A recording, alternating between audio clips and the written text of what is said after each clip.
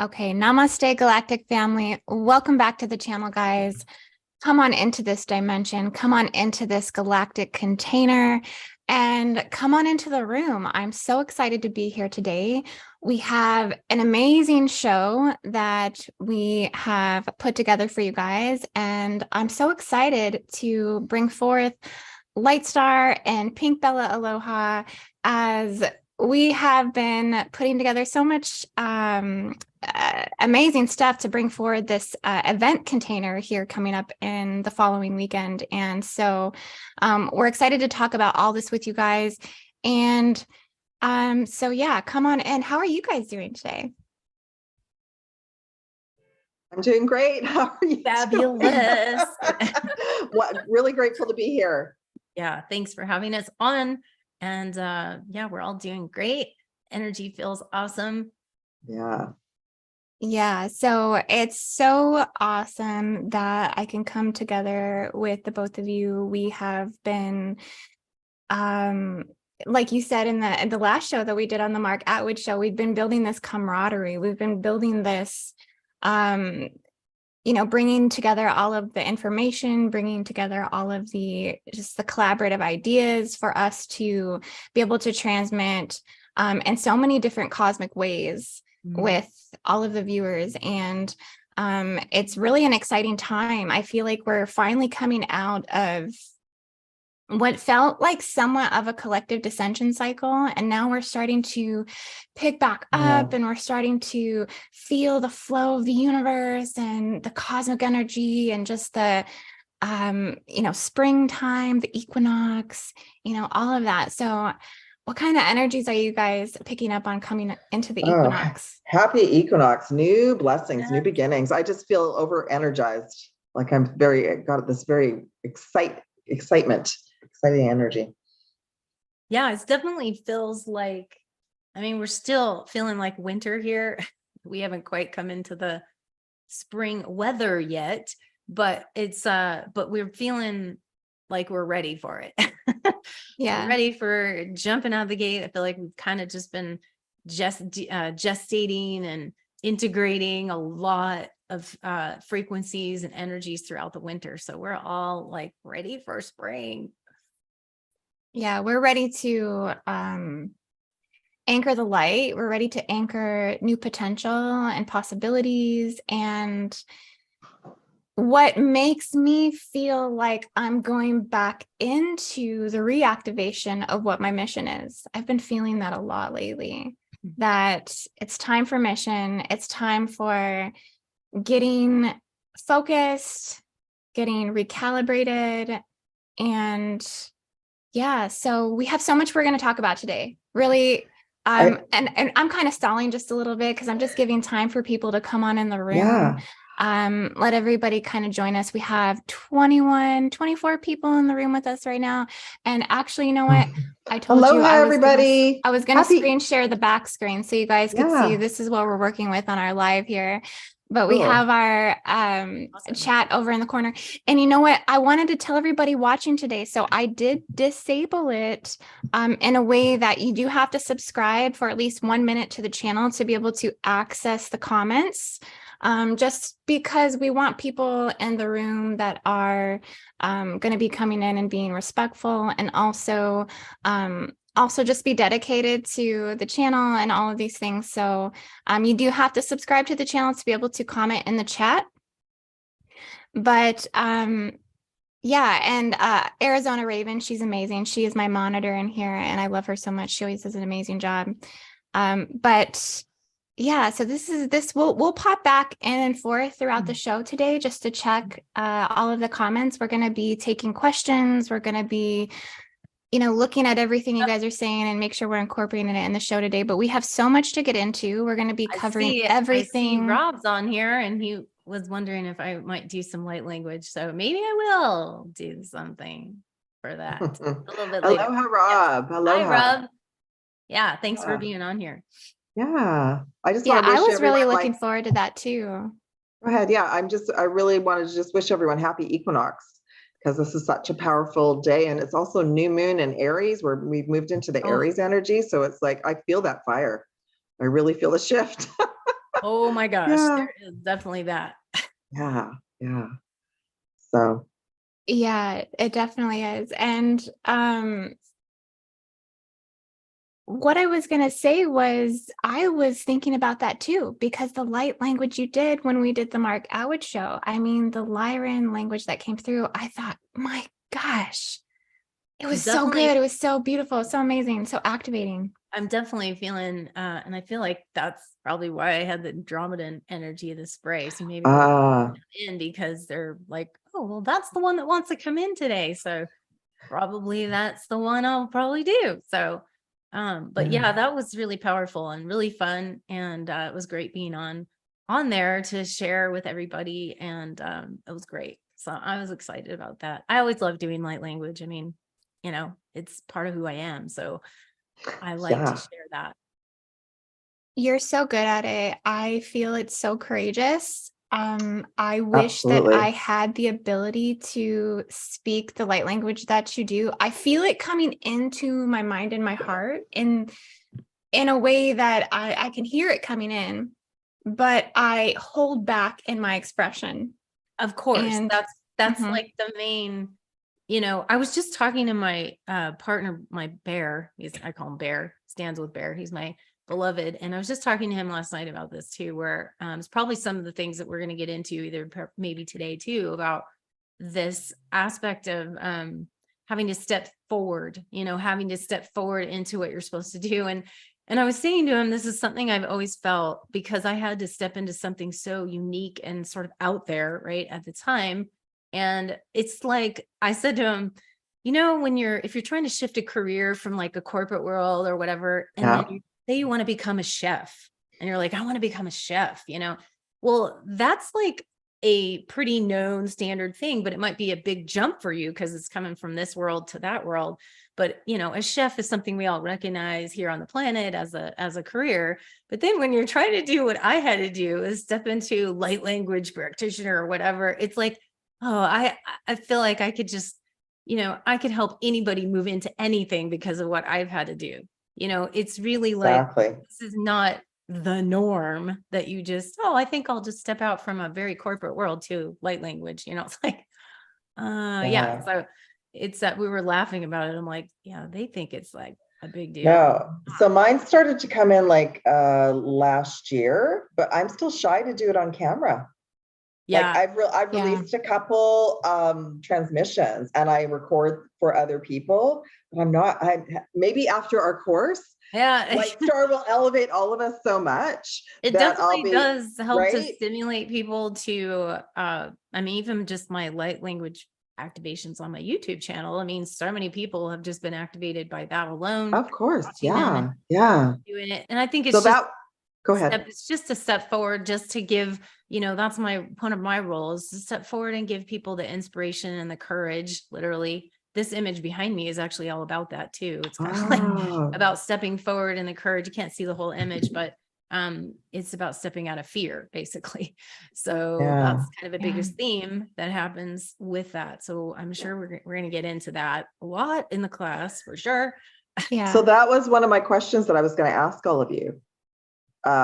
We can even go around the table if we want. Like, when did you realize you were a starseed, that you resonated with a starseed? Being that, because I feel like there's a couple of components. Like, you first figure out that you are a starseed, that resonates with you. Then you hear the call to mission, and then you go, oh my. So that was my question for all of you, for both of you. Yeah. Should we just go ahead and answer those like now, since we're on it?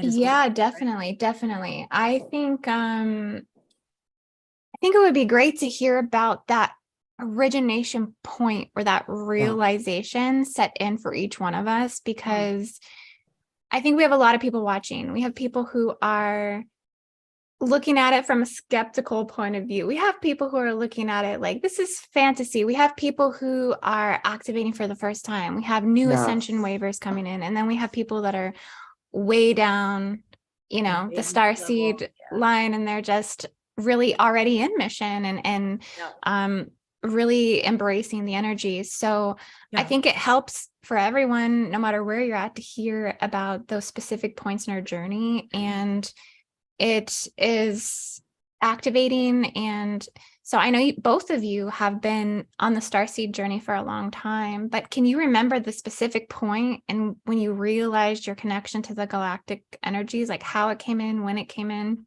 Absolutely. I guess I'll jump in now first. Is I do remember that point, because even though I consider myself spiritual, really I was kind of awakened when I was younger, and I had experiences of that, but not to the galactic really content. Maybe we had like visitations or we had connections, but not really for me until I would say 2009 is when it really came to. Now I shouldn't say that, like I would say like that was the defining moment, but I would always like be reading books. Like I was reading Barbara Marciniak's Pleiadian books before that, but I didn't even correlate like with what I'm doing, or I'm this or I'm that. I just was kind of like, oh, that's interesting, but when I came here, I literally was, it was like I remember an advertisement that came across in the magazine here. And it was in the one that everybody gets here. It was like a Kudos magazine, whatever. And this word's big page, full page ad of a class. And it was like Starseed, class, galactic class or something like that. And I was like, my heart just went, oh my God, I think I have to go to this, Oh, I love it. It was really so when I went to that meeting, and then it's just like, obviously you feel like all these people that are showing up that are Starseed, and you start having these conversations, and the person was having like weekly classes at the time. So you would, for that moment, that was really the opening seed of my awakening to this whole Starseed content, and all of the galactic information that started streaming through. And then it was, obviously from there, a bit of deciphering and integrating and all of that. But that was like I say, it's like because of an ad, but that's really what it was. It really triggered something that it was like an alarm clock, that it's time, I agree. So that was my defining moment. It's amazing. What about you, Pink Bella? Oh, well, I kind of came into everything backwards. I found out I was a Starseed first before all the other bits and pieces, but I was traveling through Africa and I went to the pyramids. I always wanted to go to the pyramids in Giza. And at one point I just had my crystals and I was guided to just stay there and go and meditate there every day. So I was talking to a collective, but I didn't understand what it was all about. But I just kept saying to them, why can't you just land the ships? Then we'll have peace in the Middle East. And I got this intercom message. It's too soon. It will scare the collective. And then I forgot all about it. And I went about my life and I came back to Canada and I was lost. Like I'd had such a recalibration. I didn't know what was going on. And I was brave enough to go have a reading with someone. I'd never had a reading with anybody. It was 97. And she said to me, oh, you're not from here. You're from off planet. Have you read Bringers of the Dawn? I can still hear her voice. So that was when she didn't say the word Starseed, but of course, as soon as I started reading about the Pleiadians, I got activated.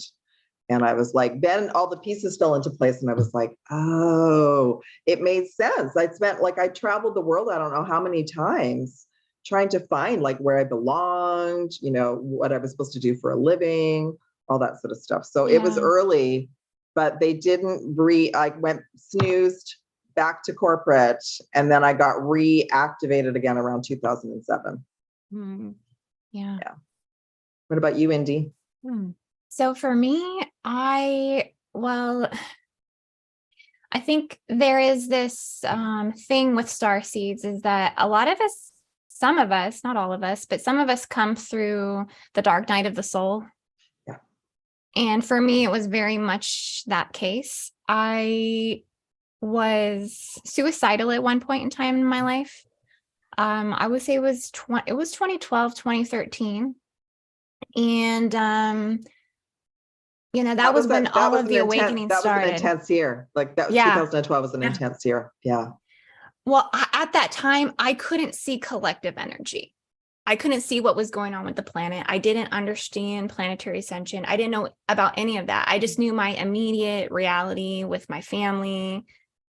in all of the, chaos that ensued, and just feeling very alone, feeling like I didn't have support, feeling like things were very difficult, dealing with addiction and substances at that time as well. And so I was just acting out, very self-destructive. Things were very, difficult at that time. And I felt like I actually, through my suicide experience, I had a walk-in soul from that. And I didn't realize the events as they were unfolding. I didn't realize what was happening, but I was just living upon spirit at that time. I felt actually when I had woke up from that situation that occurred, that like Christ actually descended into me in the form of a dove. Like, actually, that's why I got this tattoo. Oh, wow. This dove. Okay. And I didn't even know at the time. I had no idea what was going on. I just was like, I seen a dove, and I'm going to get a tattoo now. And it was just all of this unfolding of this energy coming into me, shifting into me, filling me up from a different place, from source, versus where I was trying to draw energy, which was from all of these other dead resources, basically. Yeah. And through that process, I just was downloading light intelligence and information so fast, so quickly. It felt so scattered. I felt so out of my body at times. I was having experiences where I was actually coming in and out of my body, even when I was driving. I remember I would have to pull over on the street because I knew I was coming out of body while I was driving. Yeah. And I was like, I'm going to crash my car. And I'd have to like pull over and just focus on breathing. And so I, again, just kept searching for things that really resonated with me. And in the beginning, I came into Arcturian meditations. I didn't even know what it was. I just started doing these Arcturian. And so the Arcturian started coming to me, and it felt very weird and very foreign. I remember I had a girlfriend come over when I was listening to an Arcturian meditation. She's like, "What are you doing? What are you doing? This is weird." And I was like, but it's coming into me, and it feels good. It feels like it's shifting my energy. It's taking me higher and higher and higher.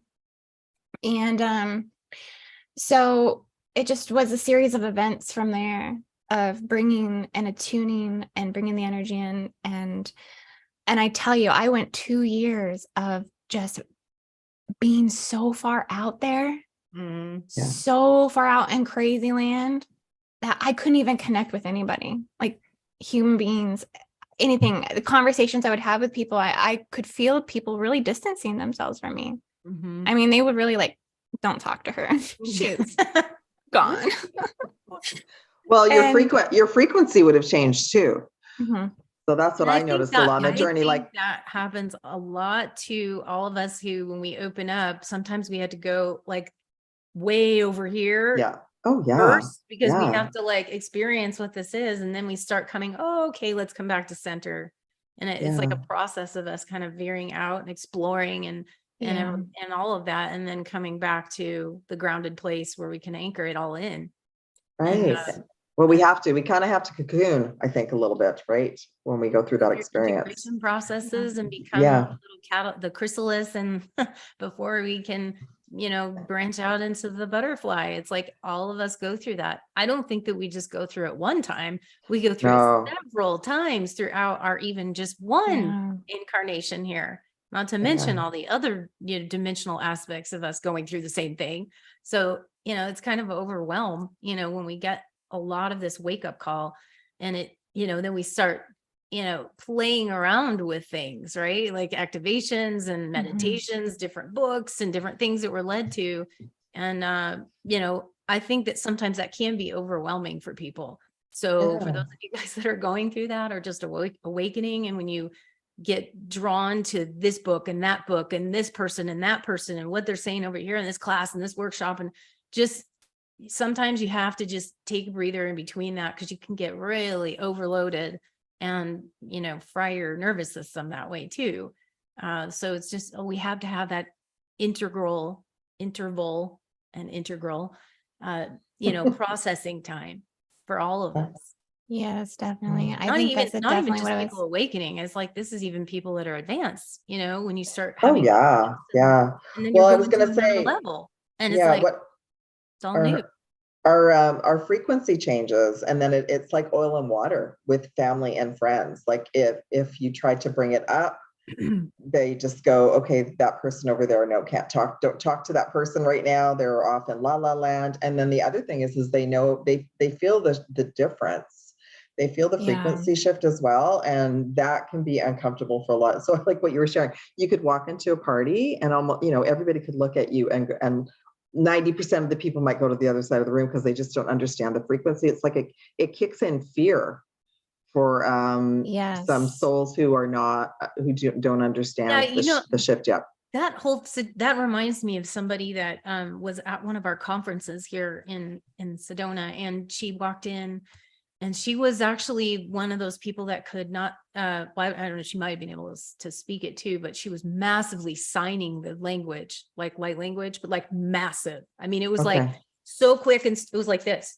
just, and she would walk in and she was doing that, and everyone was staring at her like, oh my God, what the hell is going on? But all of us that know, like I had talked to her, so it's not like she's crazy or anything. She literally was clearing the space doing that. That's part of what she was doing. And people didn't understand that at all. And I think that's where, I think that will shift, in our own consciousness, where people start to understand or understand, as we're trying to change that language, to understand that that's something normal. That's something, that will become more mainstream, if you will. It's just not right now. So it's what we're remembering. And I feel like with the light language and the hand symbols, and a lot of people draw the glyphs as well. It's, to me, I feel like this is going to be like another language we're all going to be able to communicate with each other here. Oh, absolutely. Right. We already have it within us. I do some of the signing, but I also do write it in the air, as well as writing it in, drawing it in my artwork as well. But this is something that I feel like my lesson, or my journey with this and lesson for this whole thing, was just to bring it forth to the world. Okay. To bring it here, so that it is not so crazy. Some people are going to still look at you and go, you're cray cray, just, I don't know. That's one of my favorite sayings. We cray cray. Cray cray. I mean, even now, because I really attune through my hands, like I would say my light language, even though I don't vocalize it, I can hear it coming through my mind and my heart, and I could vocalize it, but I hold back. I do it through hands. So when I like dancing, for me is like I'm moving my hands around certain ways that feels like I'm bringing the light. That's absolutely. I mean, and then I also feel like it's through linguistic expression as well. So even with the higher vocabulary that I utilize, it's also a form of light language. Absolutely. I said that on the last show. I was like, you are activating people with the encodements that are behind the words, that are actually behind the words. But what's behind the words is the symbols, the codes, the light language, the divine light codes. And so that's part of this whole thing. We call it light language, but it's really not that. And I even just want to reterm it. Like, I mean, it's really more of a soul language. It's a soul expression. It's not, it is bringing in light, but it's actually much more than that, even by itself. And it's coming in different forms as well. So I was even given with, it must have been the Palladians at the time, they were even sharing with me to say certain words because they were light encoded and they were bringing in activations. So that was well, by the way, Indy, thank you for sharing that story about your journey. Just before I say something else, because so many starseeds and light workers do go into a very dark night of the soul with depression and addiction and all that kind of stuff. So thank you for sharing that, because it's part of like, don't understand about being here, don't get it. It's too painful to be here. Too painful to be here for a lot. That's a good point that you're bringing up right now, and I really love the free flow of this conversation right now. We have a lot of people coming on the chat too. I just want to take a second to acknowledge that really quick. I'll re-screen share it on the back screen, just because you know how Zoom is when we go live on Zoom. But yeah, so we have a lot of comments coming in here from lots of people. Paradox Fossils, Angel Wings, Michelle Ulrich, and Arcturian Dreamer. We got an Arcturian in the house. Hello. And yeah, Arizona Raven. So light language is currently the hottest topic in discussion. My light language court starts this Thursday. So yeah, everyone's really resonating with light language and the expression of it and how to get past the blockages of expressing it. Well, you got to come to the class to figure that out. No. Yes, that's right. That's right. A lot about that in this course. So for sure, that's going to be a whole section on light language. So in the class, just to share more about what it is, to also help people to understand where the blockages are coming from and why they're there, and how to kind of move past those things as well. So and for everyone watching, if you've just joined us, me, Pink Bella, Aloha, and Lightstar are doing this Starseed Expansion and Advanced Levels of Consciousness course. We are doing this March 31st, April 1st, April 2nd, and April 3rd. And it's going to be a cosmic transformational event. We're going to have 10 live calls. 6 of the calls are going to be all in webinar fashion, and we're going to each be teaching 2 in-depth course classes, and then we're also each doing 1 galactic activation and attunement. So there's 3 classes in 1 day, so 3 days of those 3 classes, and then on the 4th day we'll do a 1 panel discussion and Q&A. And so this is what we're preparing for. All of this that we're discussing today, we're preparing to go into galactic activation and attunement and much deeper levels of Starseed ascension, Starseed knowledge, Starseed history, light language, blue-rayed Starseeds, ascension mechanics. So we are really excited to bring this forward. I just wanted to touch on it really quickly just to tell you guys all about it, to let you guys know that this, you can register for the class all the way up until the 31st, basically. So if you want to get in and come join us for this, there's so much that's going to come forward. Everything that we're talking about today, we're going to touch on it in one way or another in the course class. And so to register for that, you just go to learn.indigoangel222.com. But yeah, so essentially there's just so much within this sphere of knowledge and information, right? It's such a huge, and this is what I love about this course, is that we will have the ability to dive into all of the intricacies of each one of these things on deeper levels and layers, which I think is really important for those that are looking for that community, that connection, that other like-minded people who are on this path and on this journey of getting into mission, because mission is the ascent of the Starseeds journey, and that's what we're preparing for. And that's, I think, in a lot of ways, that's why Starseed consciousness comes into people's life, is to prepare them for the journey of mission. Yeah, to prepare them for now, for this year. Absolutely. Yeah, absolutely. It's time for us all to be working. Go ahead. I have a question for all of you, right? Or for all of us. One of the things that I wanted to know, that maybe we can all share our own experiences with this, is what is the one thing that really is the thing that you learned from the most? Like, what helped you the most from going through your own awakening processes, your own awakening journeys or whatever? What helped you the most after you look back on where you are at this time? Wow. Yeah, that's a good question. That's a really good question. Deep question. I think I got elevated, at certain points, I got elevated and escalated quite quickly. So as an example, when I started YouTube, I was actually completely focused on just helping twin flames and divine partnerships. And then the Pleiadians came back in and said, no, now we want you to talk about Blu-ray Starseeds. And I was like, I don't know if I could do that.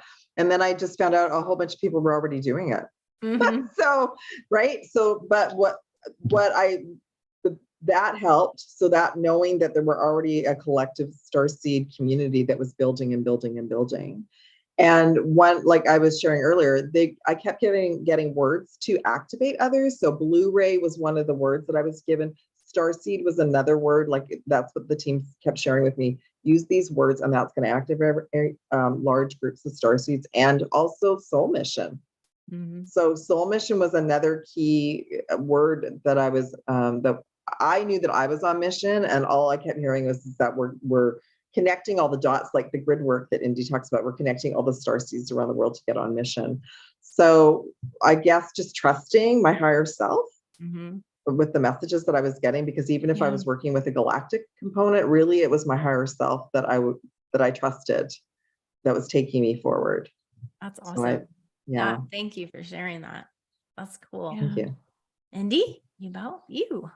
I have to say, what the question was, what helped me to get on mission? What helped you the most, through your ascension process, as you look back at it now? Like, what was one of the things that, or maybe a few, if you want to, a few things that maybe to be honest with you? Wow, that's amazing. Okay. It was that I turned my pain into passion. I turned my suffering into fuel. I mean, if you look at some of my past videos and things that I've put together, I was working through stuff when I was doing all of that. I don't know if people realize how much I was. Yeah. I was creating those invocations, those activations. Some might call it idol worship. I am not in a monotheistic mindset. I'm more polytheistic. I'm more open to all aspects of spirituality. I draw from all sources of creation because I believed in the creation processes, and my outlet was creating. So in the beginning, even of my YouTube channel, I wasn't doing it in a service to self mentality in the beginning. I was doing it to heal. I was doing it to create, to feel a sense of self-value and self-worth. And the more that I did it, the more that I connected with others, and the more that I realized that I was expanding. And I was expanding to include others in that reality. And I was expanding to help other people. And so I kept learning through each one of those experiences and learning how to open my heart. Yeah. Yes. And so that was how I was doing it, through my creation. I was opening my heart through creation, and through the years, my heart has just expanded. And now I feel like I'm just holding the whole world, through that. And so I thrived off of the idea of serving the world, serving others, getting into service, getting into mission. Yes. And that's powerful. I really, that's a great point about that, because I don't think that people realize that, when we say service to others, we're all supposed to be, service to others, not service to self. But in the beginning, when you're trying to go through your stuff, you kind of have to go within and experience what that is to be in service to self, because how else can you experience the other if you don't know what this is, like what it really feels like? And I don't think it's in the beginning. I mean, it just depends on how you're utilizing it. If you're doing like really horrible things, no. But if you're going within, and you sometimes have to be more self-serving just in the time that you're going through that process, so that you can then be the vessel for love and light and overflow your chalice, instead of. So I look at it like that. That's a great point. Yeah. It's a very important aspect in the development of your healing and your ascension. Yeah, you're gonna go through that. So you have to go through this, like, and I think that's what mission is about. That's what mission is about, though. Mission is about building the self. Yeah. So that way you can have the ability to share with others. I mean, you have to take time, even if it's a year, 2 years, few years of just kind of really putting yourself up on a pedestal, so you can, heal, you can find your passion. Confidence. Confidence in order to step out to do any of this. So I think to really go through that. But I think it's really powerful. This is like, I know it's a deep question. That's why I wanted to ask it, because it's going to bring out a good one. some juicy Yeah. stuff here. And I think that's so many people are going through this. So that's why it's, you know, I would say, just to add on to this, one of the things that helped me the most, just for me going through my own journey with it, is that I wasn't really aligned with or knew that I had a certain level of intuition at the level that I had it. Like, I was not aware, because I was having it ever since I was young, but you know, you don't really put the pieces together how it works. And so I felt like once I went through that expression and that experience to utilize my intuition for once in my life, right, to like really let it come out instead of doing what I did, dialing it down when you're, you know, young and just like, oh, everyone thinks I'm weird, or, oh, this is too overwhelming, so I'm just going to dial it down and not use any of it. And then when I start to come back out again and utilize it, I felt like that was the big that helped me so much to get to the point where I was like, I trust my intuition, and like, I'm just not going to belittle it. I'm not going to put it down, and I'm going to give it a priority in my life, whereas I did not before. And I feel like once you switch into giving it your intuitive abilities, however they express, the priority, then you start to really have extreme amounts of, you know, light and love and all these things coming in, and it all fits together, and the synchronicities work, and you get yourself out of a lot of messes too. I feel like one of the other things that really helped is to, you know, be very discerning. I have a really good, I found that out about myself, though. I didn't really know, but I have a very good, what I call a built-in BS meter. It's just me as well. Me as well. Really good. And I've seen it over time, over the course of these years of, you know, where I've just had this beep, beep, beep, beep, beep, beep, beep about someone, just to either like back off or stay back, or don't get too close at the moment, because just stay here, just watch, wait, whatever. And usually that pans out. Like, whatever happened was a good thing. I didn't get myself, you know, in that, because I have just that built-in BS meter. I've seen it happen time and time again, but until you're really forced to utilize it, you don't know that you have it. And I think that's what a lot of, you know, when you're getting into the Starseed stuff, you have to utilize those skill sets. You have to exercise them, just like your muscles. You have to use them. And a lot of times when you start to use them, you start finding out about other gifts that you have innately that you didn't know were there. But because you stepped out and started to use it, it starts to show up now. What was some of the points in your journey where you said, like, you recognized the intuition and you decided to give that your focus? You decided, like, what was the turning point? Like, how did you recognize? Because I do meet a lot of other Starseeds, and some of them don't realize they're Starseeds, but that's kind of where they're at. They're kind of like, they don't have trust. A lot of people have lost trust in divine faith, hope. And I think that, I think really I find that a lot of people, and I found this within myself, but I also see this in some of my client stuff that comes up, is it just that, you know, sometimes you don't think that you're intuitive and you just don't feel like you are. But when you start to really look back at your life, you then see that some of the you were making decisions. Okay. Look at the decisions that you make. Those are where you start to see how my God, I was using my intuition. I wasn't like aligned with it at the moment, like to know I was using it, to know that it was there, and to know that I had that experience where, you know, we have all the clairs, we call the clairs, clairsentient, claircognizant, clairaudience, all the clairs. Well, there was one that I felt like, which is the claircognizant, the clear knowing. And I kind of felt when I got into this, like, maybe I'm just not, that one's not as good. Like, I got the visual going on, you know, clairvoyance, and clairaudient, but I didn't address that because I didn't feel like that was my strong one. But then when I started looking back at my life, I was like, oh my God, that was so there. And I wasn't even realizing it was there. It was like really strong, especially empaths. I want to say the empaths that don't feel that they're like in tune with that, they usually really are. So it's like that's like one of their gifts, but they shut it down. But then when you start to turn it on again, you realize it was always there. And now you just, having to utilize it in a different way. So I think that we have the point is that basically we have these intuitive gifts already. It's just that people don't realize that they're utilizing them. And so you have to start picking apart your life a little bit and seeing like how this has worked out and how that's worked out. And oh, I did that and why I did that. And okay, well, that I was guided to do this. I was guided to do that, right? Why were you making those decisions?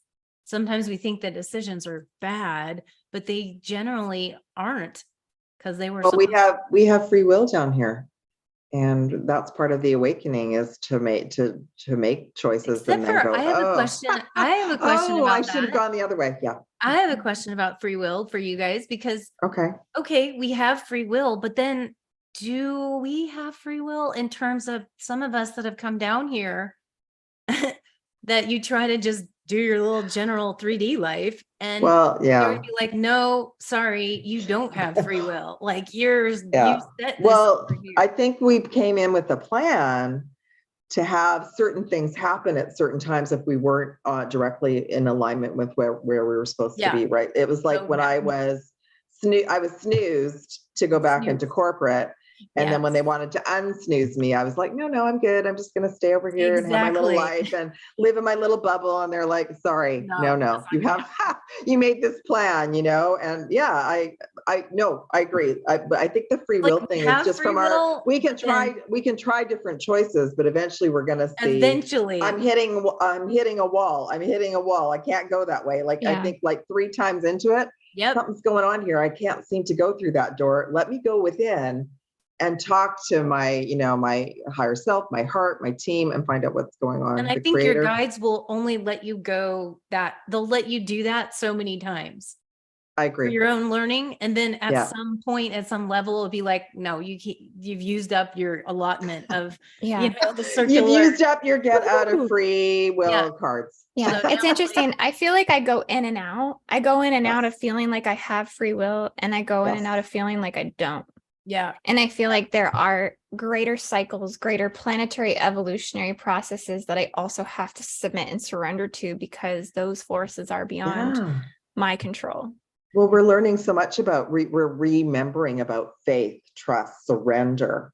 I feel like we're always going through these little initiations as well.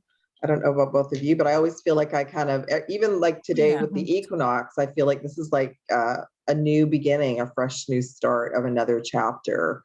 And how do I want that to look? But then I have to surrender the whole thing to the greater plan and see what comes as well. Yeah.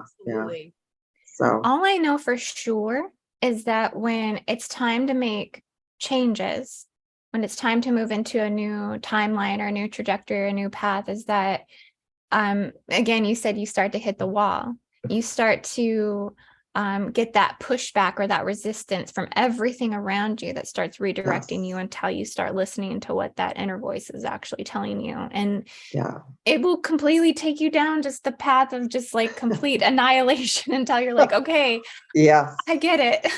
Yeah, the tower card in the tarot. I'm the same way as Pink Bella. I went because we went through corporate. So I same situation where at the time, like I was even given a year before in 2008 that I was supposed to be leaving that. And I'm like, no, and I'm like holding on because it's like, you don't want to let go of the familiar and your paycheck that comes in, that you're like, there's a lot of things that go along with that was very difficult to let go of. So I held on like a cat, like crawling, no, like you're trying to drag your cat off the couch and he's like, no.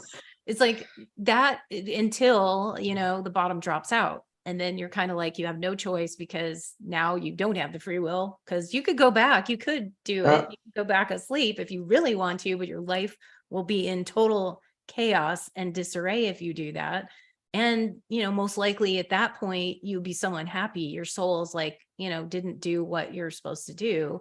That can cause the suicidal stuff too. Like, you're ripped apart there. So you're better off just feeling the fear and doing it anyway and moving ahead. You will get so much further along. I really feel like we're speaking to so many people right now. I mean, I really feel a strong resonance going out to the collective, and that there are so many that are in that spot right now. that feel stuck in the corporate realm. They feel stuck in their 9 to 5. They feel stuck in their matrix jobs. They're knowing that it is time for them to embark upon a new path. This is really what building the new earth is all about. Because it's coming from the reconstruction of inside us. We are the ones who are going to build the new monetary system. We are the ones who are going to build the new networks and the new support systems for the sensitives, for the indigos, for the empaths, for the starseeds. So the transformation's coming from within. And it's a very painful, difficult process of transformation. But I think that's why I love you guys so much, is because we're actually an example of that, kind of sitting on the other side for those that might be stuck inside of that glass house or stuck inside of the matrix program right now, that we're kind of sitting on the other side of the river. And like extending out a hand, like, get on the boat. Let's go. Come on. It's not as like when you guys look back on your journey now, it's like, wow, everything that you did, everything that came to, every decision, everything that you did was for a purpose. Like, I feel like it was all on purpose. Like, even when you feel like I was just going off in this weird direction, or that like thought that just took me off that direction, and questioning whether I was doing it or not, and, you know, whether I was supposed to be doing it, when I got on the path, then it's even a question about, am I even doing the right thing here? Am I even going in the right direction?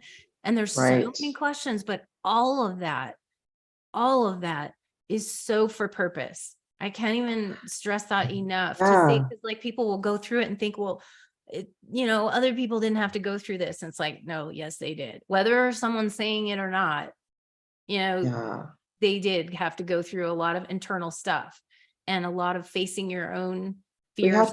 We have to release a lot.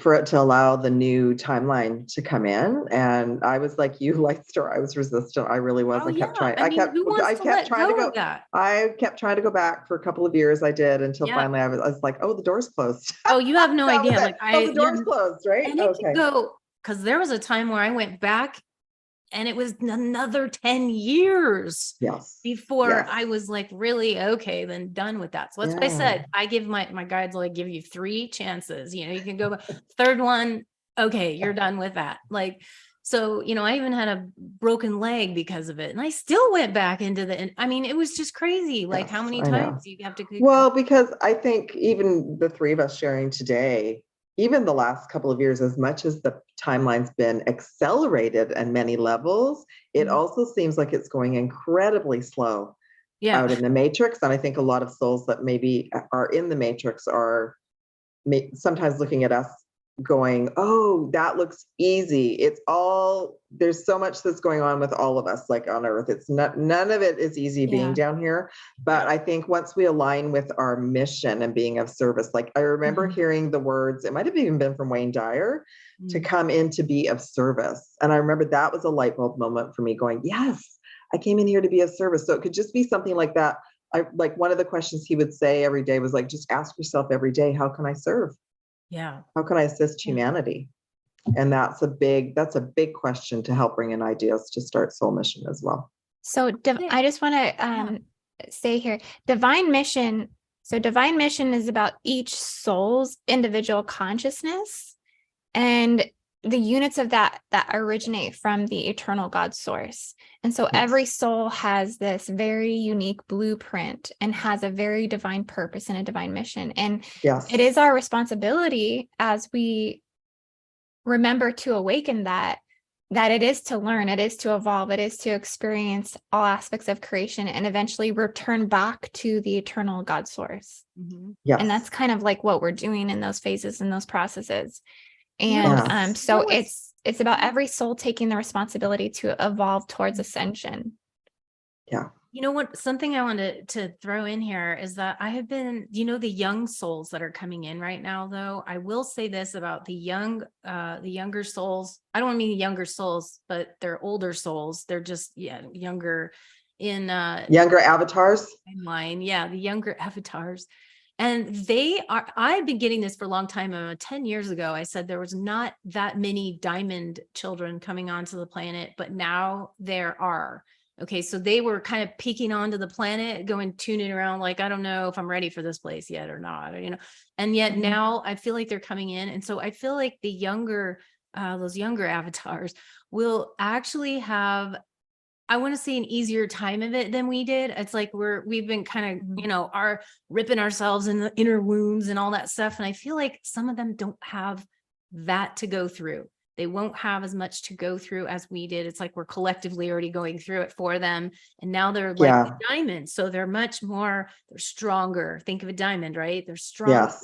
They can see through things much clearer. They don't have to go through as much of maybe some of that dark night. I still think they're going to have their lessons and they're going to have to deal with stuff here, but not as much and as dramatic as we have, Well, it's the evolution of the avatar body, the 12th dimensional body, where you are going from the silicate matrix to these higher refined levels of carbon, right? And then we get into actual, the crystal silicate and the diamond silicate, and you're evolving the DNA to these, that's exactly subtlety awarenesses in your consciousness. We're going to be doing a lot of talking about that in our class, by the way. Yes. Something I know that Pink Bell is going to do, and then I'm going to get to do the activation as well, and the DNA and the silicate, bringing us back there. So we're going to go through a lot of that activation, clearing, and galactivation, if you whatever you want. Galactivations, upgrades, because that is crucial right now for that to happen. So I think we're gonna be focusing on that. So you guys aren't not going to want to miss that. I know. Excited. Yes. Excited. I kind of have a question as well that kind of ties into everything that we were just talking about. So my next part for all of us is, okay, we knew that we started in to learn about our intuition, to bring our gifts online. Somewhere along the line, we heard the word starseed and we resonated with that. But when did both of you realize that, oh, I'm supposed to be on soul mission now, and that I'm going to be helping others? I know that's a big question. Yeah, too, good question. These questions are very thought provocative. Like they are. Well, because there's so much we could bring in, but you know how I started off as it was my spiritual journey. I was just a seeker like Indy and you, like learning. I wanted more information, and as soon as I found out about Bringers of the Dawn, and there's channeled information from the Pleiadians, that was a big piece for me. I thought, I'm not alone. Like I remembered seeing ships when I was younger, and then it all started flooding back, but I'm too, like, I'm thought-provoking, thinking, when did you both know that you were going to start like a YouTube channel and you were going to start helping others? Well, I can tell you this. When my partner, Stands with Bear went to England for a month or so, I think he went to England for a month, and it was back in, I don't exactly remember when, but I would say it's probably around Indy looked at my channel. I didn't even remember how long I had my channel for, but it was like 2012, an interesting year for me to have started that. I think that's when I started mine too. I think that's when I started mine too. Yeah. Right. On timing. And I had a very big loss that year too, where I actually lost my dad in that year. So I was going through a lot, but he went off to England for a month, and I was at home, and I was just thinking to myself, when I was starting to do light language, more at that time, but it was starting to come out. And I just said, you know what? I'm getting the calling to do this on YouTube. And so I just, he wasn't there to give me the support, like, hey, go ahead. I didn't even tell him I was doing it. I was just like getting that, okay, I'm doing this. And so that pushed me to actually put out my very first video about light language and doing the light language and speaking it. And then after, I didn't know what to expect, because I really didn't think anyone would even watch it, at the time. And just come to realize that everyone was getting activated from this light language, that's when I started to go, okay, maybe there's something to this to be able to assist people in awakening, because all these people were like, I just got really activated. And, oh my God, I just had this memory. And that really felt like home for me. And so a lot of things were starting to happen. And I think that's where I first realized that, okay, I mean, I was doing psychic readings in Uptown in Sedona. So I kind of knew I was already doing work for people, helping people. But at this level, it was like, no, okay, the mission has to be shifted into this, and my artwork has started to flourish and come out and started to see codes coming in and all this stuff coming in to help people. So I think that that was kind of my first initiation into, okay, this is going to be of service to others, you know, and from then it just cascaded into like everything being of service to others, right? Everything for the collective, everything else for, it's for me, but I mean, you have no idea how much work this takes, right? It's like, it's all, but it's all for the collective, for helping people to awaken. Yes. So that would be my piece of it. What about you, Awesome. Indy? Yeah, I'm resonating with you so much. For me, I think I'm freezing. Gosh, it's all intermingled. I realized I was a Hydra Starseed ambassador. You know, I came into a deep connection with the moon. Essentially, I was communicating with the moon. Me and the moon are very close. I have the moon Cancer position in my moon position. So I realized I was a Hydra Starseed, and my moon position was very important to me. Feels like it's where I'm most psychically connected. And so I really initially dived into the Hydra part of myself. Looks like we have I think she's probably I bet she's gonna come back on. Okay, she might come on her tablet, but yeah. I embraced my Hydra aspect. And okay.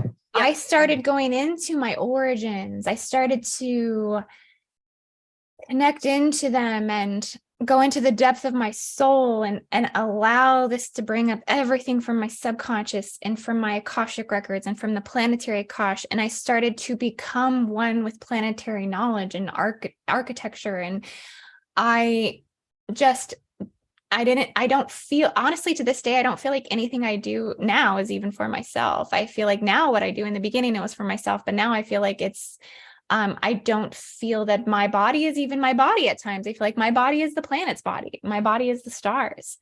Yeah. And so I really got into the Hydra mythology. I was really being guided by that cosmology, by the star system.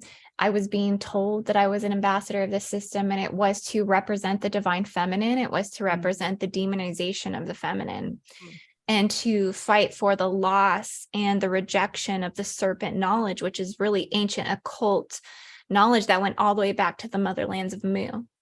Yeah. And that even everything biblically that was taken from this original ancient knowledge of the motherlands of Mu that goes into Lemuria. Yep. And I was being told things that ultimately defy the mainstream Starseed history. I was being told that serpent knowledge was the most ancient records. I don't think this goes back further than dragon. I think that dragon and serpent are of the same soul collectives. They're seraphim soul collectives, but I was getting shown that the serpent knowledge was a progenitor, primordial mother race, and that they were a part of the first beings that came here. And that's why all of the ancient Lemurian communities, cults, civilizations had birthed through this knowledge. If you go back and look at the Stargate history and locations, according to Gridwork, that there's serpent statues, serpent cosmology everywhere. Yeah. And so I was just being activated by this and by the Hydra system, and that and I was being told that this is an occult system. So this wasn't embedded into guardian contract, so to speak, that this was left out because there are particular facets in evolution that guardian consciousness developed within to assist the spiritual evolution of humanity, but other particular things were left out because it just didn't fit some of the narratives of growth, basically. But that my job as an ambassador from the system was to resurrect that knowledge and information and try to integrate more of the ancient history. And that's what you're going to be bringing to the class. That's yeah, exactly. That's what's coming to the course. I'm going to bring all of that in this weekend galactivation transformational event that we're doing. That's all going to come forward, and I really look forward to sharing it. Most definitely, yes. I'm excited. Yeah, we're all looking forward to that piece of it because, you know, we really need to have that. It's very important. And especially coming from the divine, you know, perspective of female, because we haven't seen that so much, you know, a lot of it's been coming from the male perspective. Not that I have nothing to, I have no problem with the male energy, right? We all like, it's got to be a balance though. I think masculine and feminine has to be in balance. It's not supposed to be like one more than the other, but on this planet, it has been. It's just been like, you know, the times of women, and then the times of like the masculine comes in and takes over, and then the women go to the other side, sway to the other side. Well, I feel like a few of them they cleared the way for us, like for us to have this amazing course in galactivation, and then for Indy to bring in her perspective. I'm excited, really excited about that. So it's going to help all of us. Yeah. Well, thank you guys so much. We've been on for a little bit of time now. I just wanted to actually flip back over to our chat room here and just say if anybody actually has any questions at this time, that we would love to be able to take some of the questions. There is a little bit of like a 5-second delay for when people actually chat, but if some things come through here. Well, you're looking through the questions. Can I just answer the question as well? Yeah, absolutely. Okay. So what I wanted to share was when the team at that point that I was working with, which I believe was a cross between the Arcturians and the Andromedan Council at that point, they came to me one day and they shared that they started to share the words, like not to the same frequency as Indy's sharing, but that I needed to start really talking about soul mission and blue rays and starseeds, which is what I'll be sharing about as well, about the higher aspect of the chakras and moving into different versions of the Akashic records. And I was shy about it at first, but when they shared with me, well, this is you being of service now, remembering that you're a starseed and helping other starseeds also remember why they're here, that you're not all crazy, that you all came in, you all came in with this inner manual that needs to be activated. So it's not just the three of us here, it's that everybody, even that wants to come to the course or works with us, that we're here to assist you, to help you remember to align with your mission and your frequency, because you did come in to do something specific and unique, like activate the new grids, create new information, bring in the new financial system. It's all of that. So when they started talking to me about Blu-rays, that was another like OM goddess moment where I was like, yes, oh my goodness, I'm a Blu-ray. Of course, and I'll be talking about the Blu-ray frequency and what that means as well. So yeah, I just wanted to share that. Thank you. Oh, that's awesome. Yeah, some good questions between us. Really I want to say too, it is, I think in terms of a galactic skill, when we talk about galactivation, some of my research has taken me into the Laniakea systems and how even the starseed nations that we see in the sky, like Orion and Arcturus and Lyra and Sirius and Andromeda, that they are simply also ambassadors of greater nations, that we're galaxy seeds. We're not necessarily just star seeds. Yeah, I agree, Andy, and I think the word starseed is like a core activation that really starts to move the chakra system and the blueprint to bring that into focus. But I agree with you. Like, I'm excited even to know about the other systems. Yeah. So I can't wait. I can't wait to bring all of this forward, and it's going to be so amazing. We're so excited. So also, Lightstar, I wanted to give you an opportunity because I feel like, let me stop my screen share there. I feel like it would be really, really nice to hear some of your other light languages, maybe just a couple of them. I know we all kind of came in really feeling Andromeda's energy. Yes, definitely want to. So I'm going to use my Starseed. Yeah, I'm going to use my Andromedan activator. Mine too. That was the first one I was guided to put on this morning. Spray. Oh, it smells so nice. The Andromedan spray. So I was like, okay, well, I guess that's got to come first. It smells beautiful.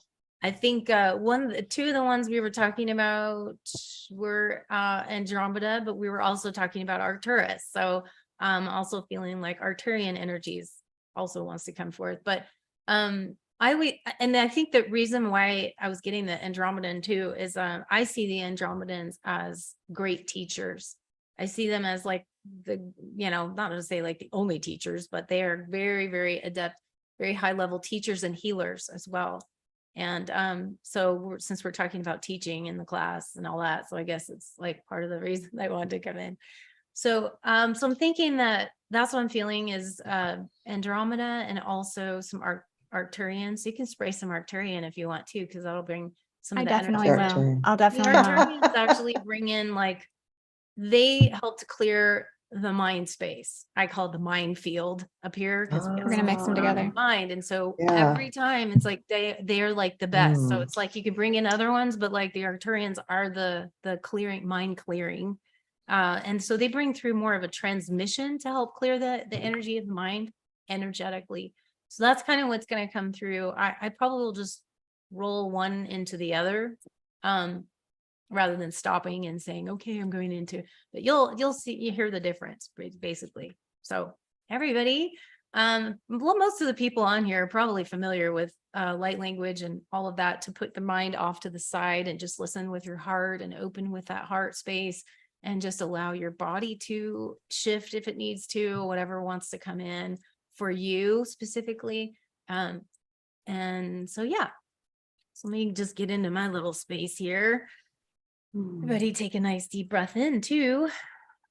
Just breathe in there and back into your body. But we're going to bring in some higher frequencies from the Andromedans and the Arcturians.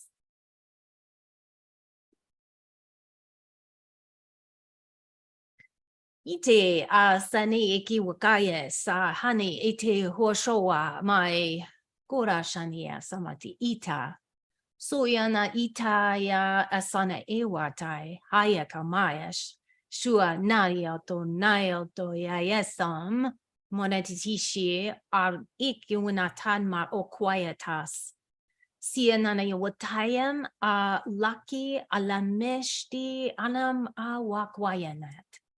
Siakna aramash. Itiwa sana lalesen umashi watia sokorama kayes woshinala satomaet. Ise iwakai ewakayes siena iteowata na akuea okweta. Soyamashe etiwaki iseni itua ashiwakai ketai asam iwashama atala. Itewa sa haisai akuyesh nemi ola kaite he iti sunaye washaye wakia na isan udasa osho tayo maki hira taye sotaya na kainta ujesho unin tala samaki tiise etini ataya sanai ki hayentiso humai situhi ni kwayatesa Kumai et Wuralamateso, Urishinia Tarialats, Tenea Saya Tema. And then take a nice deep breath in. Sia Tanini Suturumashan no Matasano, Kurishini Turumanasanto, Roshamaneti Seti, Terenini Tusa, Nanetusa, Yishini, which is young too. Jaime Woikoyantai, Makoyan, Sequoian, and Ati, Waratani, Shutai, Miki Wakaine, Wusati, Shikini, and Naturum, Unamak quiet, my, why, one, so, Shoya, Okoyawatani, Uki, Niatari, so, Nai, Wiki, Nyariatoso, Omaki. They say, Tenanata, Tananasa, Ta, Sot, Usa, Taranata, Taranata, Sot, Mishiwaka want, and Serity, and Terate. We see Koyamatsu to Intisho, Urishini, whether my hiti, Kuyinti, Sota, Inchia, Naso, Huashian, Huaisi, Kiwa, Homsia, Shiki, or Anatomia, Suni, Shumiamniato, Uba, Swate. Uji and the other city itera, Tara Santo, Horoshan and the East, Huromakatishi, Shuan Chiwati, Washana Asopia, Esiptiria. Umanatasami came into Akshona, Ikit on Tahisam, Puramanati Shikinya, Wayan take Waka into Somakaego, where so Osha Ute, Uran Saratansa, Tarananasa, Tarananasa Sot, Tiso Tananata, Tananasa Sot, mi ishua mi nata unki shuenti isi another water show or antiquia tamneso to paish me chwana also okarinti esetana tanana soto kanimisi to oceano okoyasam barasham. And just take a nice deep breath in and breathe. Just allowing the energies to come forth in there. Wow.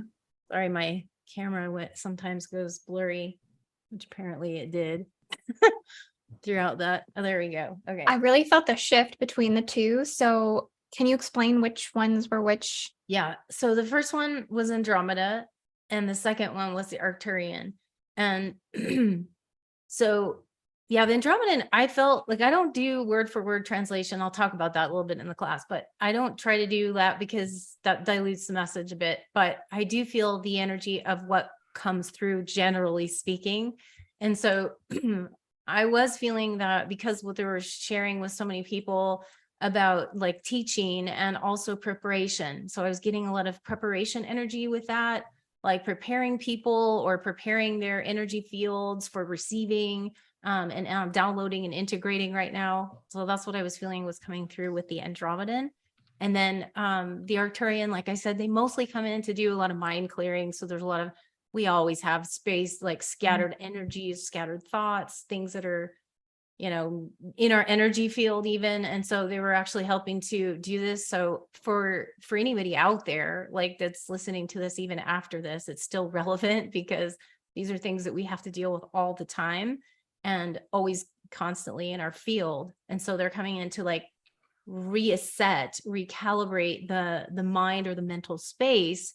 And that would be our thoughts, other people's thoughts that are in our energy field and are specifically in our mind field, and clearing some of that as well. So those are the things that were coming through. And I never quite know exactly what energies will come through, you know, with the Arcturians. But with that said, that's what they were doing, kind of the overview, because there's other people watching this. So it's not going to be a specific thing for someone like in a session, but it's really the general clearing for the mind space.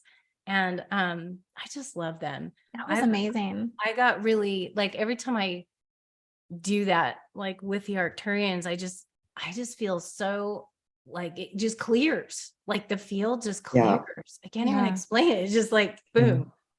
It's like they clear out even entities in the energy field, like, you know, mind stuff and all of that. It just feels like it's like a breath of fresh air just came in and just went. Yeah. Feels like a zero reset. Yeah, it is. It's powerful. So yeah. I have a question. So thank you. So you see 20 languages. Do you have all of them? Like, do you know every single? I would say I'm utilizing about 10 of those in more of a regular basis, like through my chakra clearings and things of that. And then the other ones, they are in bandwidths that I just had a new one come in from Spica. So that's a new one that came in the end of last year, I want to say, and I did a video about it because it was very interesting. It just came right in, and yet it was about a very specific topic about AI. Actually, they were talking about, so it was a very specific message more that was coming through. And so there's a few that will drop in, and I'm sure as I move forward in life, as I'm ready to open up to new ones, because I haven't been extremely open to opening myself up to the rest of them, you know, that are up there, mainly because I got enough, you know, to deal with. Like, that's like, you have enough on your plate. It took me a couple of years to integrate, you know, all these things already. We have I just want to say, we have some stuff coming in the chat. There seems to be some similar questions around the blue avian. So Mystical Lisa TV says, when people refer to blue avians, would they usually be or blue beings, would they be referring to blue avians, the blue energy of blue ray Arcturians, blue avians, blue beings? I'm curious to learn. I think that is a common confusion between blue beings and blue avians. And then what systems are they from? Do you guys have any insight on that? I have something that I can tell you about the because this happened to me in dream time. I'm going to be sharing a lot in dream time about in the class, but this is one that actually came in that I did not at the time of the dream. I wasn't really, this is like literally early on. So I want to say almost 10 years ago, you know, that this dream came in. It was actually about someone I know that, you know, also Bell at Pink Bell was Rion. So I was dreaming about, I had a dream about him. We constantly have dreams, you know, he's my brother. So we're always like doing stuff. And yet I had this dream that he was on mission and I was in the dream watching his mission. But on the, long story short, there was a house or sorry, a building that we were all in. A bunch of people were in this building. Across the street from that building was this another building. And up on the roof, there were all these beings from another world that looked like tall birds. Okay. I was just to say they looked like that and they were like colored and stuff. And I was like, wow, that's interesting. The thing about it is that they were holding up these hand symbols, like going like this. Like the light language. And I didn't know what that was. Like I wasn't aware of it. It wasn't really light language. Like they weren't going like this. They were just holding up like hands like this and doing motions with or symbols with their hands or like sign language almost. And at the time, then that when I woke up, I was like, at first I was like, well, I don't even know. Could it be draconian? You know, I was like that time because I couldn't really tell who it was. And I didn't even know anything about the blue avian.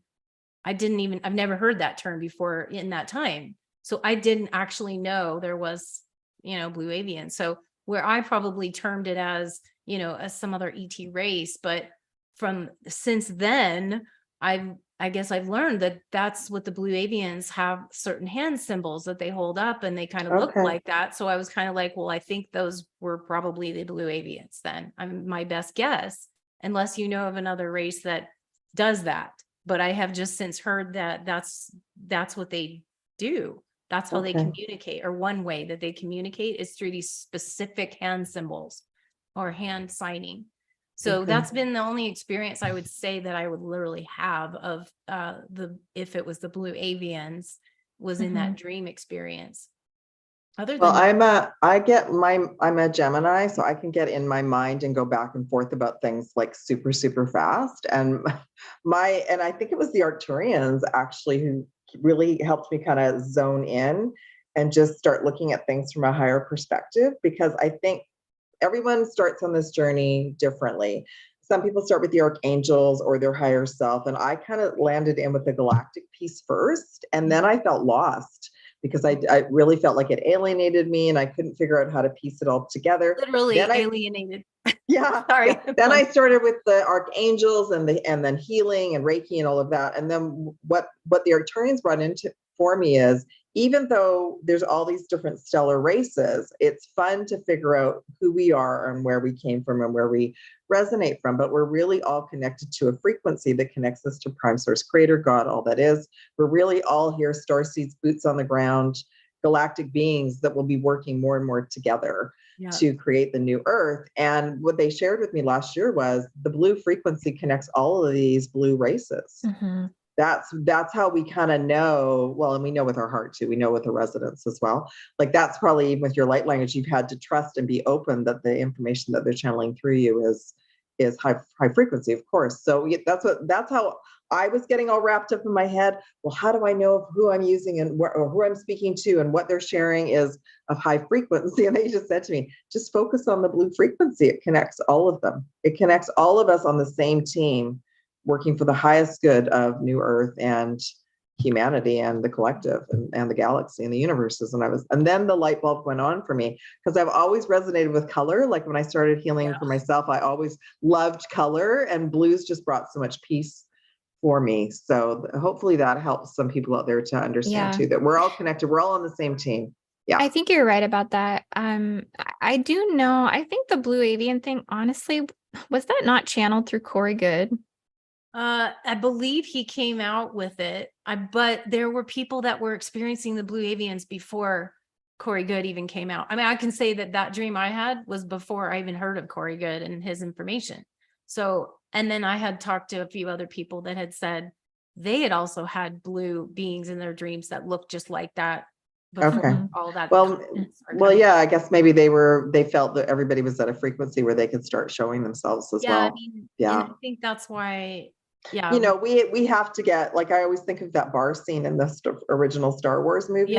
Even that was channeled in to get us used to looking at different beings, different races, in different forms. They don't all look like us, although a lot of them do, but there are some that don't look like us at all. Because they want to see if any fear comes up. Yeah. And then we have to clear that as well. So. I can just tell you, like, instinctively or telepathically, intuitively, I immediately go to Africa when it comes to the blue avians, and I start connecting with the African connection to the blue race people. So there's actually blue skinned people in Africa. I don't know like which specific tribes. I think they're probably more North African, but they have silver and blue skin.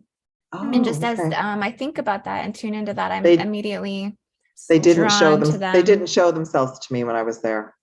I probably wasn't ready.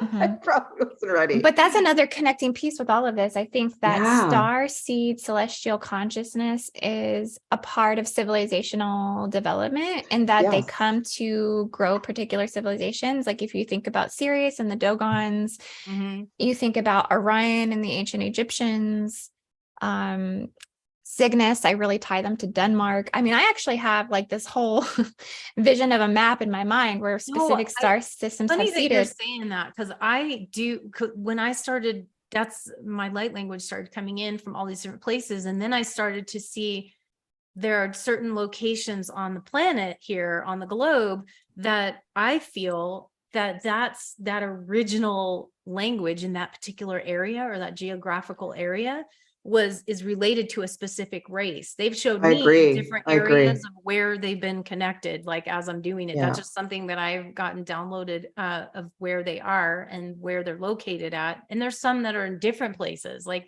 Pleiadians I see in Hawaii, but also in other areas in California area. Like there's different areas. I see Pleiadians, Canadians, like that's what they showed me. Canadians. Right?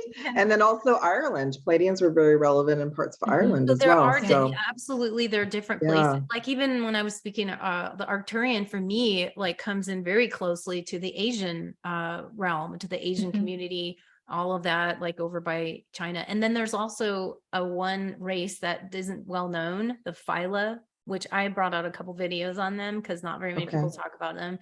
But the Phyla I get is like, it's like an area of Mongolia almost, like that's where it's kind of like located. So it's a very unique and different one. So, but yeah, it's interesting where you can see. And then when I bring the languages through, I can actually kind of feel like the origins of that language.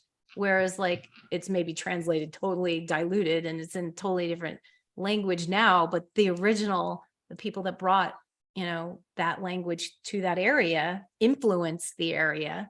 Definitely. Those races, definitely. And picked well, and this is where I think too, Stargate knowledge is important. And this is, I guess I'm gonna touch on this in the course. I was gonna ask if you were gonna touch on the Stargates. I think I will. I think I will. It's important. I think Stargates, I mean, there's 12 universal Stargates, and within those Stargates, I think there's 24 to 48 differentiations, can't get that word out, differentiations of celestial diversification within those.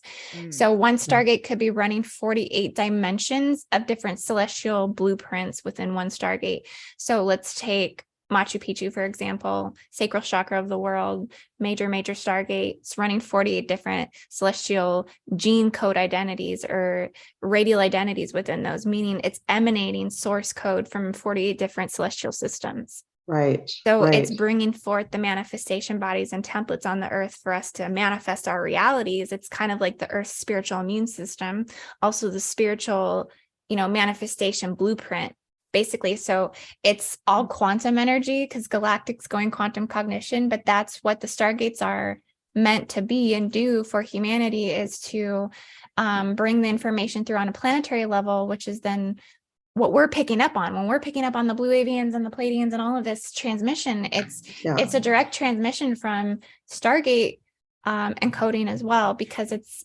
what we ultimately, like, where we're drawing that energy from. And I have a question about that for you. because I've always felt like, portals and stargates that are all in different places and all in space and in here and our planet everywhere. But I've always had this vision and of like, you can't go through all the stargates. You're not allowed to go through them unless you have like a DNA match or signature match that will allow you to align with that specific stargate and either go through it or receive the information from it. But if you don't have that signature, it won't transmit or it won't bring through. What's your feeling about that? That's what I've said. It's just kind of Yeah, like, yeah. not everybody. I think that's true. We have to attune.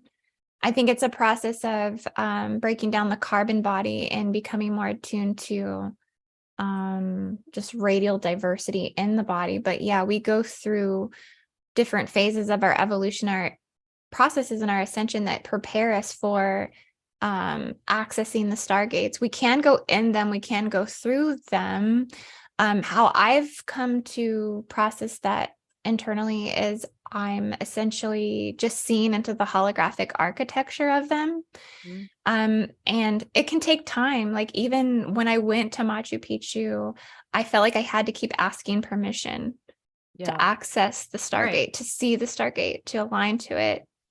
And so it didn't even come forward until I'd spent like a few days there and really aligning to the energy. That's something that does grow. Like 1 year, you might go out there and get like access denied. And then maybe like in 3 years, you go back and you've you've totally shifted your energy field. And now you're able to access that. So maybe that's just a fail safe for us to not access information before we're ready to. And it's part of going through the integrity of the initiations to ensure that we're not going to misuse the Stargate or the information, that sort of thing. So we're constantly being tested. Tested and initiated. That in too in the class, the Jedi testing and some of the Well, I'm so grateful to be with you, soul sisters, that we all understand that, right?